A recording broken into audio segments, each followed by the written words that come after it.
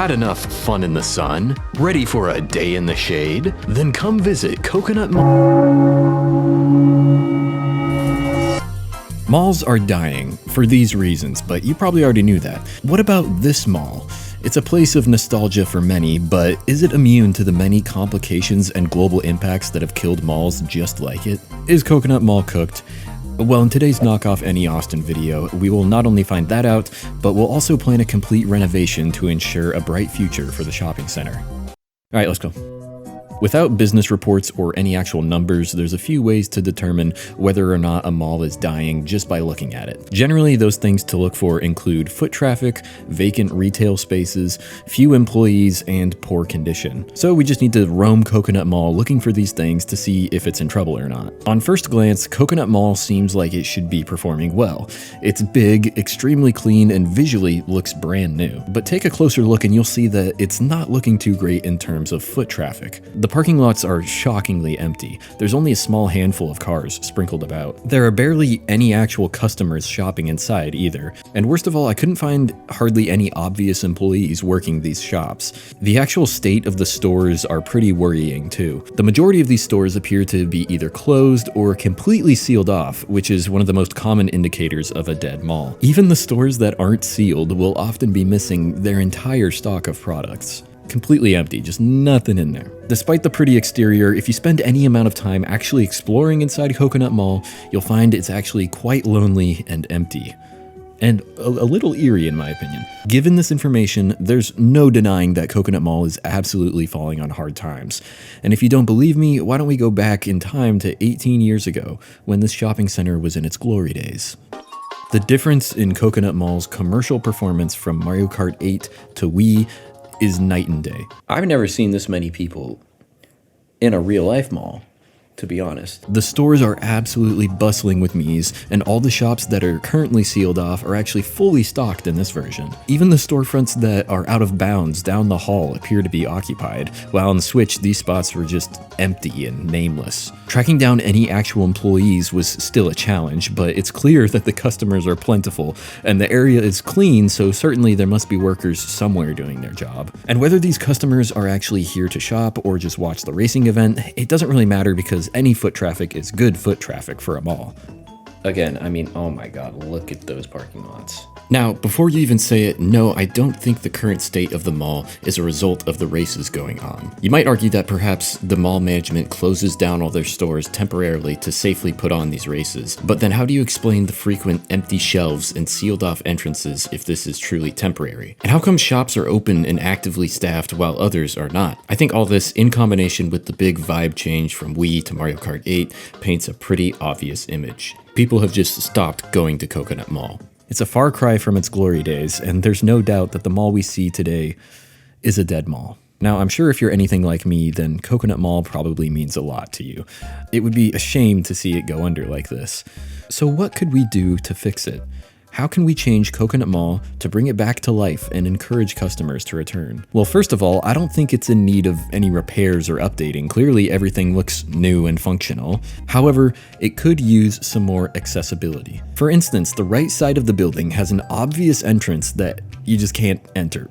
Let's reopen that entrance and include escalators so that the customers can quickly get to the upper floor if they wish. Speaking of that upper floor, at the left entrance, I really don't think it makes sense to force customers to take the escalators as soon as they enter for a couple reasons. For one, if they want to visit a specific store on the ground floor, they have to go up and then go back down when they were already on the ground floor to begin with. And two, behind the escalators, there's already this weird liminal pocket that's not being used for literally anything. So let's crack open these walls to form two hallways that allow visitors to stay on floor 1 while also subtly establishing the flow of traffic. And on this left side, let's also trim down the second floor to be just railings so that the lower floor has some more headroom and feels less suffocating. In that process, that means we're also going to scratch this escalator because quite frankly, it feels redundant next to this one. Speaking of this one, let's separate it to opposite walls so that the entrance to this atrium feels more open and inviting for folks on the first floor.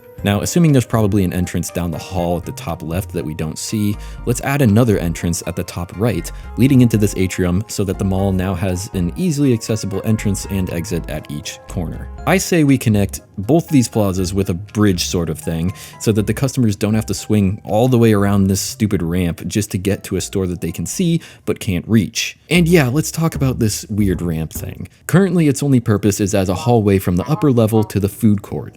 Yet if we install that bridge, shoppers could easily just go over here and use the escalators that are right there. So now this section doesn't serve a very useful purpose besides being wheelchair accessible. Ooh, that was a joke.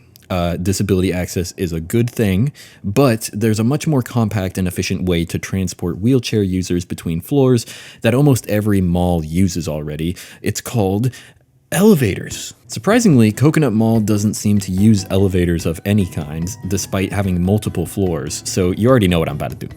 Put some Ellie's here, here, and here, and get rid of that ramp thing. This one's okay though because it's not as big and annoying. Okay, that should do it for accessibility, at least for now. Next, we know people are no longer interested in visiting this mall, which means they are choosing to go elsewhere for their shopping. So what we need to do is provide motivations for people to choose here as opposed to our competition. Right now, what Coconut Mall is really missing is an anchor store. An anchor store is a big, recognizable store that helps attract potential shoppers to a mall. It's like the powerhouse of a mall, basically. Traditionally, these are stores like Macy's, JCPenney, Nordstrom. The most perplexing thing about Coconut Mall is that there appears to be a large retailer right next door, but it's completely separate from the mall for some reason. Let's assume this is a Target, because I mean, doesn't it kind of look like it? The best thing we can do is break down a section of one of these walls so that we can install an entrance directly into the mall from inside the Target. That way, Target shoppers might be more motivated to go check out the mall, which increases foot traffic. Now, remember we got rid of that ramp? Well, let's find a better use for that space since we don't want to go through all the effort of just demolishing it completely. From many context clues, I gathered that Coconut Mall is located somewhere on Isle Delfino from Super Mario Sunshine. If that's the case, it's safe to assume that Delfino Plaza may be a competitor to Coconut Mall, stealing potential shoppers. Think about it. Delfino Plaza has quite a few shops, but it also has the beach and lots of recreation options.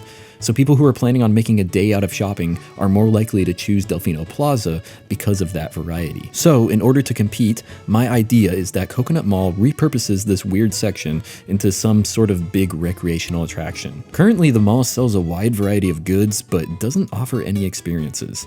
That's assuming that the races are something that only trained professionals can do, of course.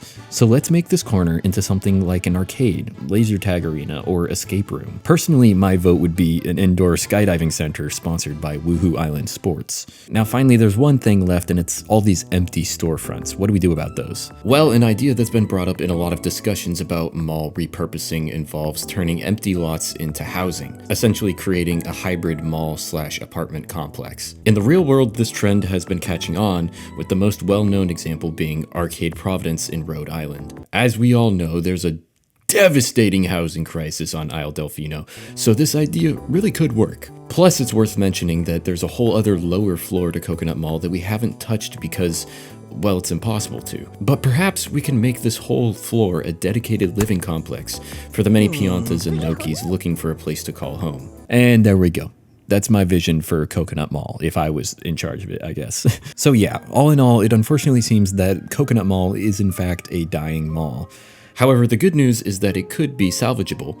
All we have to do is promote accessibility, connect this pre-existing anchor store, repurpose this ramp thing, and start converting empty space into housing units. To be clear, as you can tell, I'm obviously not an educated mall designer, I'm just a paper dipshit. So please feel free to tell me what you think. If you have any other ideas to save Coconut Mall, let me know. And now I'm gonna do something funny so the video can end.